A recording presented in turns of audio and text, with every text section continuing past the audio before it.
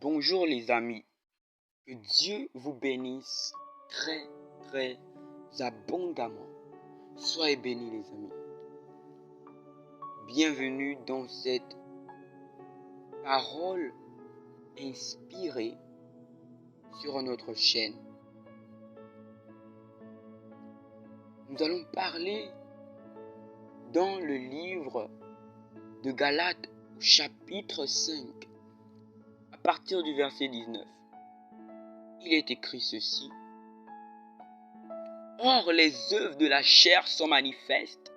Ce sont l'impudicité, l'impureté, la dissolution, l'idolâtrie, la magie, l'inimitié, les querelles, la jalousie, les animosités, les disputes, les divisions, les sectes, l'envie, l'ivrognerie, les excès de table et les choses semblables. Je vous dis d'avance, comme je l'ai déjà dit, que ceux qui commettent de telles choses n'hériteront point du royaume de Dieu.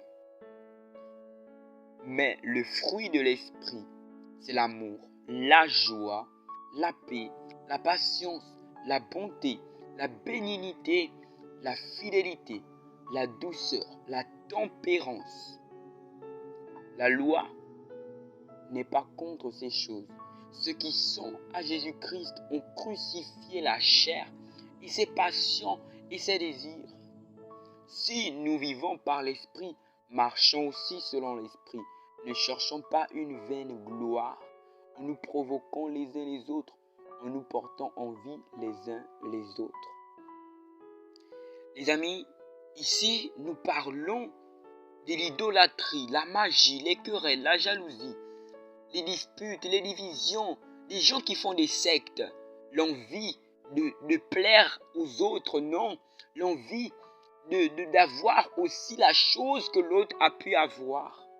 Mais la Bible nous dit ici que ceux qui commettent de telles choses n'hériteront point le royaume de Dieu. Et la Bible parle, Galates 5:22, le fruit de l'esprit, l'amour, la joie, la paix, la patience, la tempérance et beaucoup d'autres choses. Les amis, ne cherchons pas une vaine gloire. Ne nous portons pas envie les uns les autres. Sois comme tu es, mon frère. Sois comme tu es, ma soeur. La Bible nous dit ceci. 1 Thessaloniciens chapitre 4 au verset 16. Car le Seigneur lui-même a un signal donné à la voix d'un archange et au son de la trompette de Dieu descendra du ciel et les morts en Christ ressusciteront premièrement. Verset 17. Ensuite, nous les vivants qui serons restés, nous serons tous ensemble enlevés avec eux sur des nuées à la rencontre du Seigneur dans les airs. Et ainsi nous serons toujours avec le Seigneur. Et l'apôtre Paul nous dit ceci.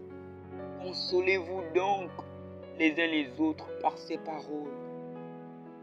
Alors, dans ces paroles parlées, vous avez entendu ceci. Le Seigneur va revenir de telle manière. Mais dans quelle situation va-t-il te trouver, mon frère? Dans quelle situation va-t-il te trouver, ma sœur? Est-ce qu'il va te trouver dans le feu?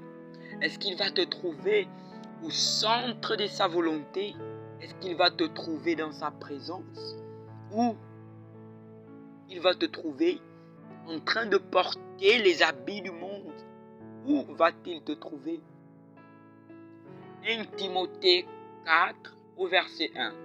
Mais l'Esprit dit expressément que dans les derniers temps, quelques-uns abandonneront la foi pour s'attacher à des esprits séducteurs et à des doctrines de démons.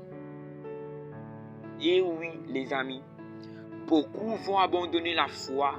Beaucoup, ils vont désirer entendre ce qu'ils veulent entendre, leur propre désir. Ils vont rejeter ce qui est la parole de Dieu. Mais les amis, vivez selon ce qui est écrit. Ne cherchez pas à être glorifié, non, mais cherchez à glorifier le propre Dieu, le propre Seigneur. Faites tout ce qui est bien, relisez, réécoutez et appliquez-les.